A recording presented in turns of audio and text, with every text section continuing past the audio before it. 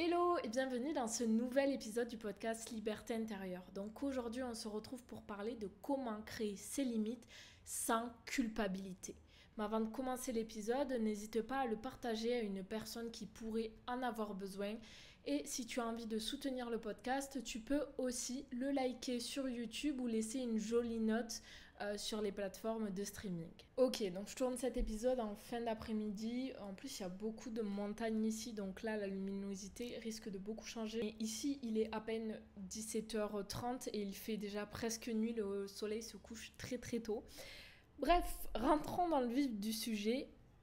Il est super important, comme je t'ai invité à le faire dans la fin de l'épisode précédent, il est super important de connaître tes valeurs, tes limites et tes besoins. C'est la base de tout pour pouvoir avoir une relation saine avec toi-même, être aligné et surtout respecter tes valeurs. Donc là, aujourd'hui, on va vraiment se pencher sur les limites qui est quelque chose pour moi d'essentiel si tu veux te sentir épanoui. Mais pour ça, il faut que tu les connaisses. Parce que comment peux-tu dire non à quelqu'un? Comment les autres peuvent respecter tes limites si tu ne les connais pas toi-même? Donc aujourd'hui, je t'invite à te munir d'un cahier. Si tu es en voiture ou quoi que ce soit, vraiment, reprends l'épisode de podcast ce soir, au calme, avec un cahier, tranquille. De toute façon, en général, j'invite beaucoup à prendre un carnet pendant que tu écoutes mes épisodes de podcast parce que on est là pour s'introspecter, on est là pour aller chercher à l'intérieur de soi et se reconnecter à soi-même. Donc, écouter mon podcast en faisant la vaisselle ou en étant en voiture, c'est pas le top parce que tu vas être en train de faire autre chose et qu'on le veuille ou non, le multitâche, c'est pas là où tu vas le mieux intégrer quelque chose parce que ton cerveau est constamment en train de basculer entre deux informations, donc c'est pas le mieux pour retenir et pour intégrer quelque chose. Ceci dit, du coup, je t'invite à prendre un carnet parce que aujourd'hui on va parler de l'importance des limites. Il faut vraiment que tu définisses ces limites une bonne fois pour toutes. C'est super essentiel et que tu les notes vraiment de manière claire et définie. Je veux voir des phrases et d'ailleurs à la fin de cet épisode, je t'inviterai à les mettre en commentaire. Parce que c'est vraiment essentiel que ça soit clair, que ça soit écrit et que ça soit verbalisé. Et pas seulement dans ta tête en mode « ouais, je sais que bon le soir, il faut que je me couche tôt ». C'est-à-dire te coucher tôt. À quelle heure? Quel est ton non négociable? Vraiment, quel est le max du max? En fait, il faut vraiment aller chercher dans le précis et te poser les questions. Encore une fois, les limites évoluent avec le temps, comme tout. Tu peux te repencher tous les 6 mois sur tes limites, savoir est-ce qu'elles ont évolué, est-ce qu'il y en a des nouvelles, est-ce que certaines ne sont plus d'actualité, parce que c'est vraiment essentiel, ça va évoluer avec toi. Comme j'ai dit, tout est cyclique, donc il faut constamment refaire à peu près tous les 3 à 6 mois. Moi, c'est ce que j'aime bien faire le point sur mes objectifs, sur mes besoins, sur mes limites, parce que chaque chose évolue, les priorités, tout. Si tu ne connais pas tes limites, tu ne pourras pas les imposer. Et donc, tu vas te sentir probablement pas aligné parce que ça ne va pas respecter certains besoins, certaines valeurs. Mais aussi, tu risques de te sentir abusé. Tu sais, ce sentiment de trop bonne, trop conne. J'entends beaucoup cette phrase. Je l'aime pas trop parce que je trouve que le trop bon, trop con, il rabaisse le fait d'être gentil. Et moi, je suis persuadée que tu récoltes ce que tu sèmes. Donc, si tu es gentil dans la vie, c'est sûr que tu récolteras des choses positives. En revanche, il y a une différence entre être gentil et ne pas connaître ses limites et se faire abuser. Être gentil, c'est avoir des bonnes intentions.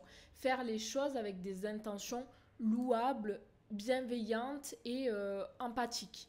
Alors qu'avec beaucoup de compassion, etc. Alors que connaître ses limites, se faire abuser, ça n'a rien à voir. Si tu dis oui à tout le monde sans te respecter, c'est pas être gentil. C'est juste ne pas connaître tes limites et ne pas savoir dire non. Et là, c'est tout autre chose. Et là, oui, effectivement, tu peux te retrouver face à des situations négatives où les gens profitent de toi. Mais pourquoi tu attires ces situations-là? Elles sont là pour te mettre en avant que tu ne connais pas tes limites. Si t'en as marre, si tu sors ce genre de phrase en mode je suis trop bonne, trop conne, je suis trop gentille, les gens profitent de moi, c'est que ces situations-là, elles sont là pour te réveiller, elles sont là en mode warning, wow, tu ne connais pas tes limites, il est temps de les définir et de les imposer.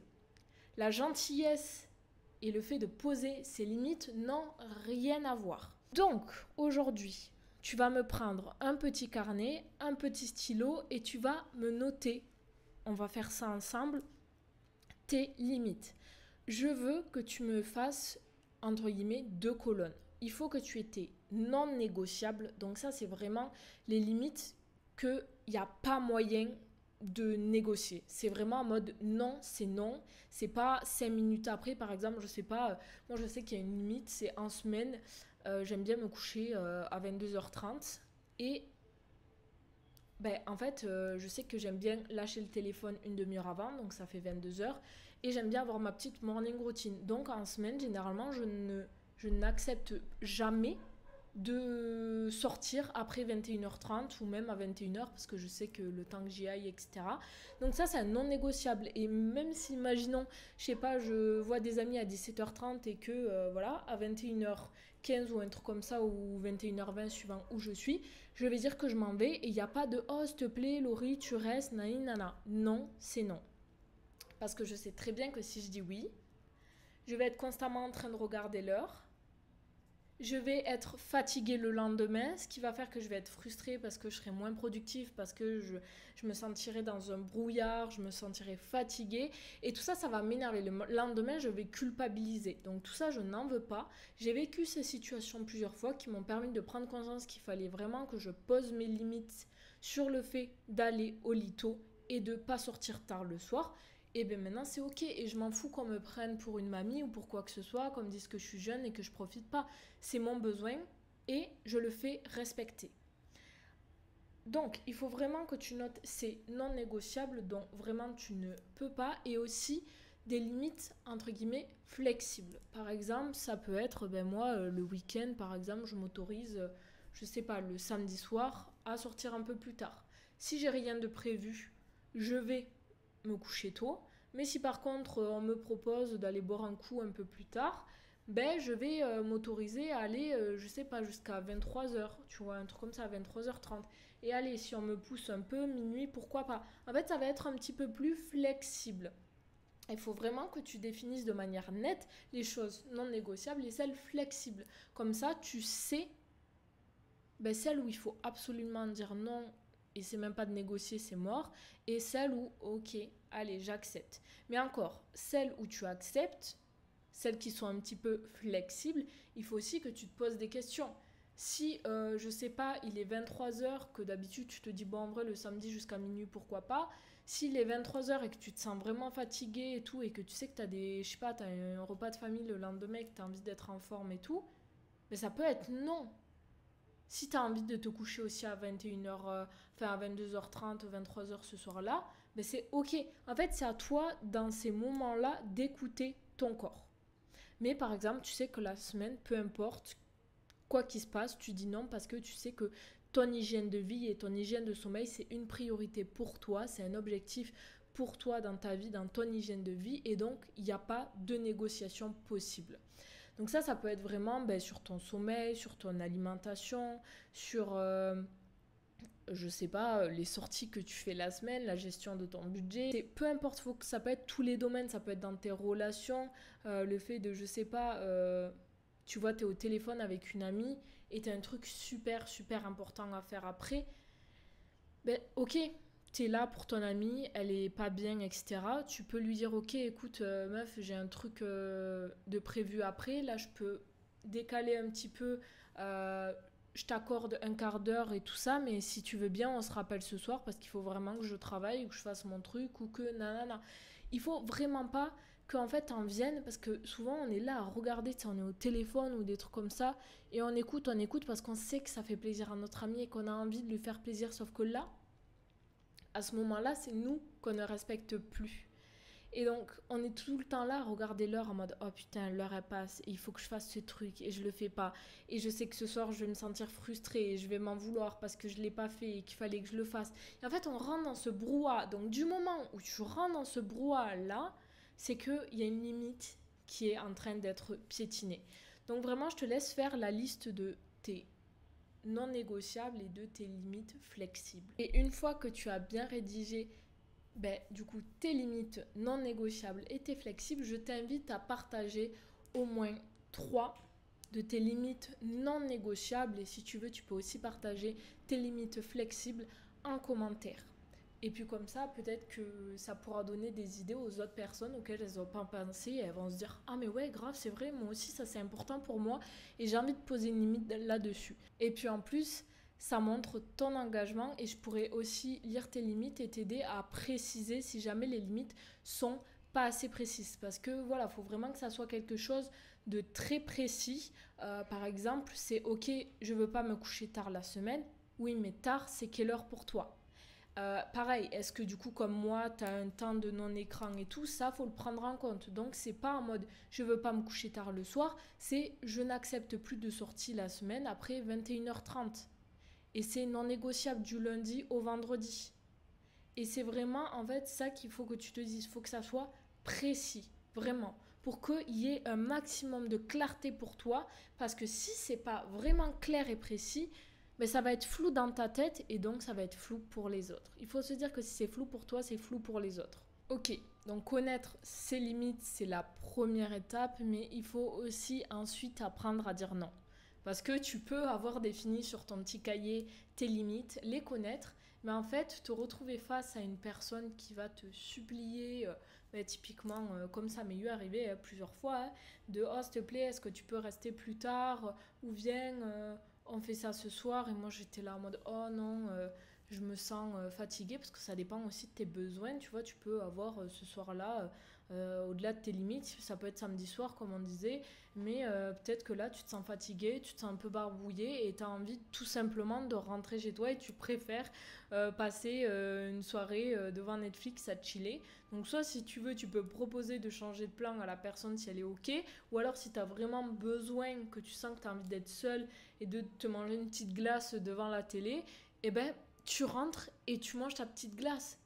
Parce que il y a une phrase que j'adore, c'est vraiment le fait de dire, avant de dire oui à quelqu'un, assure-toi de ne pas te dire non à toi-même. Et cette phrase, je l'aime beaucoup et je la ressors plusieurs fois à mes coachés parce que vraiment souvent quand on va dire oui à quelqu'un, c'est qu'on se dit non à soi-même. On se dit non pour respecter ses besoins, on se dit non pour faire quelque chose dont on a envie de faire. Donc c'est vraiment te demander ça. À chaque fois que tu dis oui à quelqu'un, demande-toi si tu ne te dis pas non à toi-même. Et si tu te dis non à toi-même, c'est que c'est pas bon. Il faut arrêter de faire passer l'égoïsme comme quelque chose de négatif. Je vois souvent des personnes, et même dans mes amis, qui me disent pardon, c'est égoïste, mais encore heureux que t'es égoïste. Je comprends totalement et c'est ok, il n'y a pas de souci, ne t'excuse même pas pour ça. Alors souvent les gens, peut-être au départ, ne vont pas forcément comprendre parce qu'il y a cette notion d'égoïsme et où la personne va avoir des attentes envers toi et tout. Mais au fur et à mesure, si c'est une vraie amie et si tu lui expliques de manière sans accusation et que tu lui dis simplement que c'est tes besoins, je suis persuadée qu'elle comprendra. Maintenant, j'ai appris à comprendre mes besoins et je sais que si une personne au dernier moment me dit désolé meuf, je sais qu'on avait prévu ça ce soir, mais finalement je me sens pas très bien, je préfère, c'est pas contre toi, mais je préfère rester chez moi, j'ai rien, je vais bien, je suis pas malade et tout, mais je préfère rester chez moi à chiller. Pas de souci, t'inquiète meuf, on fera ça une prochaine fois, il y a zéro souci, je ne le prendrai pas personnellement. Il est vrai que souvent la cause du fait qu'on va dépasser nos limites, c'est parce que les personnes prennent le refus, le non de manière personnelle. Ils vont se dire que tu leur dis non parce que tu as quelque chose contre elles, là, ou que tu leur fais la gueule, ou que si. Et ça, c'est un vrai problème. Je pense que il faut vraiment qu'on commence à arrêter de prendre les choses personnellement, d'arrêter de se prendre pour le nombril du monde parce que vraiment, les gens ne font pas les choses contre nous. quand je dis non à une amie, c'est pas parce que j'ai pas envie de la voir, c'est simplement parce que je ressens moi le besoin de me retrouver seule. Et ça aurait été, peu importe qui ça aurait été, que ce soit ma mère, que ce soit une autre amie ou peu importe, ça aurait été la même chose. Et aussi, ce qui cause aussi beaucoup généralement de conflits intérieurs chez les autres lorsqu'on leur dit non, c'est le fait qu'il y avait des attentes. La personne s'attendait à te voir ce soir-là et elle est sûrement très déçue si tu annules au dernier moment. Ce que je comprends. Et j'ai une amie justement qui je sais a un peu du mal avec ça, même si elle le comprend et elle l'accepte, parce que maintenant elle a l'habitude, elle sait que j'impose mes limites et elle sait que quand c'est non, donc elle n'a entre guillemets pas le choix. Mais je sais que parfois ça peut être compliqué. Et il faut vraiment juste expliquer à la personne que ça n'a rien à voir avec elle, mais que c'est juste que là, en fait, tes besoins ils ont changé. Aussi, je pense, une des choses principales qui fait que parfois on n'ose pas dire non justement par rapport à ça, c'est le fait qu'on a peur d'être rejeté. On a peur que si on dit non plusieurs fois à une personne, elle se dise elle veut plus me voir, nani, nana. Elle va sûrement peut-être la personne se sentir rejetée et alors elle va te rejeter toi, ce qui du coup te fait peur. Et si c'est le cas, je t'invite à écouter l'épisode précédent du coup parce que j'aborde vraiment en profondeur ce sujet. Si tu ne l'as pas écouté, je t'invite à l'écouter. Parce que c'est vrai qu'on va souvent accepter beaucoup de choses pour faire plaisir aux autres parce qu'on a peur que si on dit non, les autres nous rejettent ou finissent par nous abandonner. Et ça, c'est un vrai problème pour le fait de respecter ses besoins, ses limites et surtout pour l'amour de soi. Il faut vraiment comprendre que tout est lié et que si tu n'es pas capable de faire respecter tes besoins, tes limites, c'est un acte de désamour envers toi-même. Et donc, tu favorises pas du tout ton estime de soi, ton amour de soi et tu fais preuve de désamour envers toi-même. Et en fait, tu vas dire oui à quelqu'un par peur de perdre son amour. Sauf que cette peur, c'est pas vivre dans l'amour, c'est pas cultiver l'amour. La peur, c'est vraiment genre tout le contraire de l'amour. Donc nous, on veut pas vivre dans la peur, on veut vivre dans l'honnêteté, dans la bienveillance, dans la compassion. Et pour ça, on a juste à expliquer de manière très gentille à la personne qu'on ne veut pas. Je veux qu'on arrête vraiment d'avoir peur de dire non au dernier moment. Ça, c'est un truc maintenant que je fais depuis plus d'1 an, vraiment. Si au dernier moment, le soir même, alors que ça fait 2 semaines que c'est prévu, je n'ai pas envie, je dis non. Attention, il faut quand même faire preuve d'intégrité. C'est une erreur que j'ai beaucoup fait au départ quand je me suis dit « Ok Laurie, si t'as pas envie au dernier moment, tu as le droit de dire non. » Sauf qu'en fait, je disais oui, je m'engageais, je promettais d'être là au départ. Sauf qu'au dernier moment, j'avais vraiment pas envie, je me sentais pas bien, j'avais envie de vraiment passer du temps avec moi-même, de me ressourcer. Et du coup, je disais non. Sauf que là, je manque d'intégrité parce que je m'engage dans quelque chose, je fais une promesse et je ne la tiens pas. Et comme je l'ai expliqué dans un des premiers épisodes de ce podcast, les 7 piliers de vie, l'intégrité c'est super important. Donc, si jamais quelqu'un te propose quelque chose, maintenant moi ce que j'essaie de faire, c'est que quand on me propose quelque chose, soit c'est quelque chose, je sais pas, un anniversaire et tout, et je me dis que dans tous les cas j'irai, sauf si bien sûr j'ai la grippe, je vais pas y aller, mais ça c'est autre chose. Mais vraiment, je me dis j'y vais parce que je sais que ça va me faire plaisir, c'est sûr que j'aurai envie d'y aller. Donc là, dans ce cas-là, je dis oui, je m'engage. Mais si j'en suis pas sûre, maintenant je dis écoute, je sais pas, tu me demandes ça 2 semaines à l'avance, je sais pas comment je me sentirai dans 2 semaines. En vrai, là pour le moment, je suis trop chaude d'aller faire ça ce jour-là. J'ai rien de prévu. Je garde ce jour-là de libre pour faire cette activité. Mais par contre, je te préviens, c'est pas sur un 100% que je vienne parce que si ce jour-là, je préfère faire un truc toute seule ou prendre du temps pour moi, ce sera ça qui passera en priorité. Au moins, la personne ne crée pas d'attente envers toi. Elle connaît la possibilité du fait que tu ne viennes pas. Et donc, si le jour même tu annules, elle va certes être un peu déçue parce que elle t'aime bien et qu'elle avait envie que tu sois là. Mais au moins, il n'y a pas de réelle déception en mode tu n'as pas, tu n'as pas correspondu à ses attentes ou quoi que ce soit.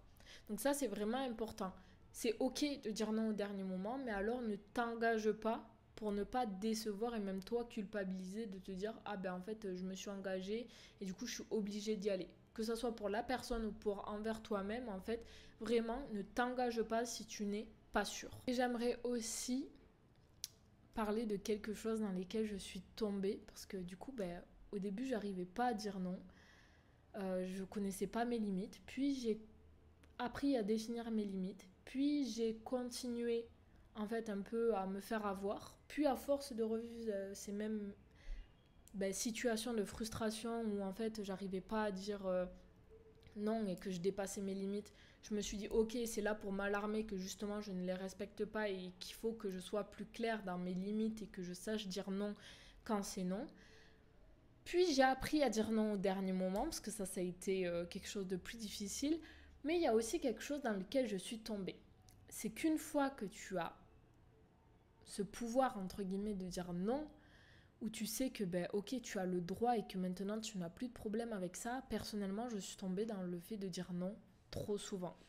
Par exemple, je dis n'importe quoi, j'avais quelque chose de prévu, mais il m'est arrivé quelque chose dans la journée qui me met un peu dans un bad mood.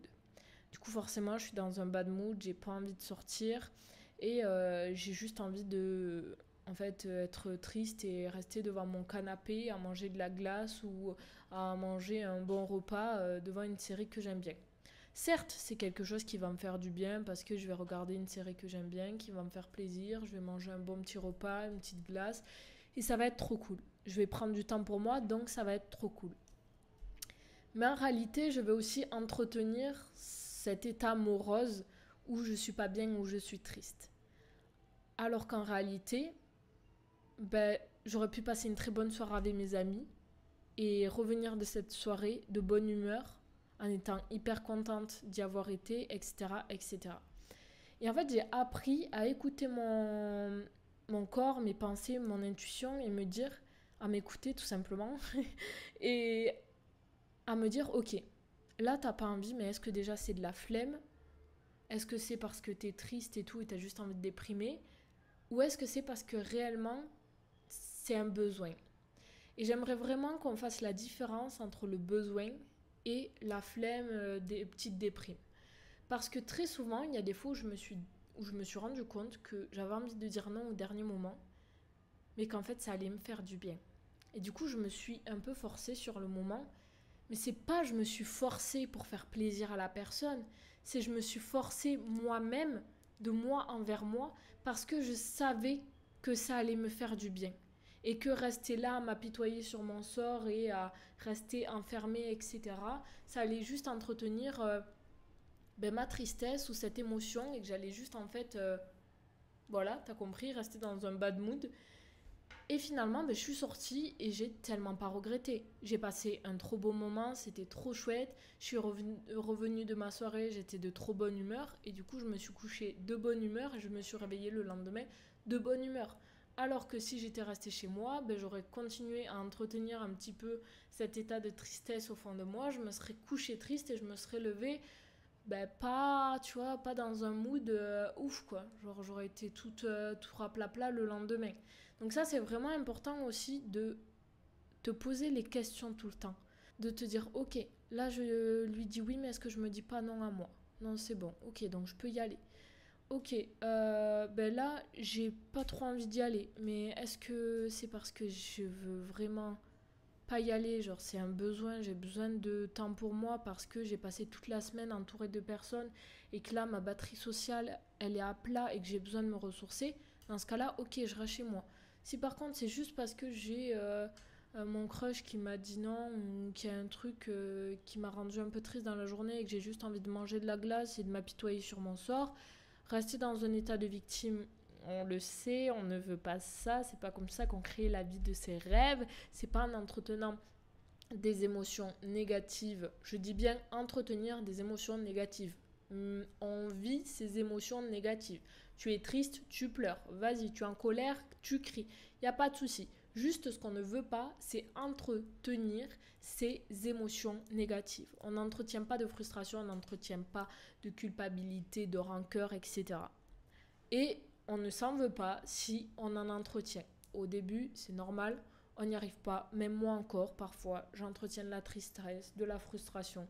et je ne me culpabilise pas pour ça parce que je suis humaine et que pour le moment, c'est ok de ne pas encore réussir à totalement lâcher prise.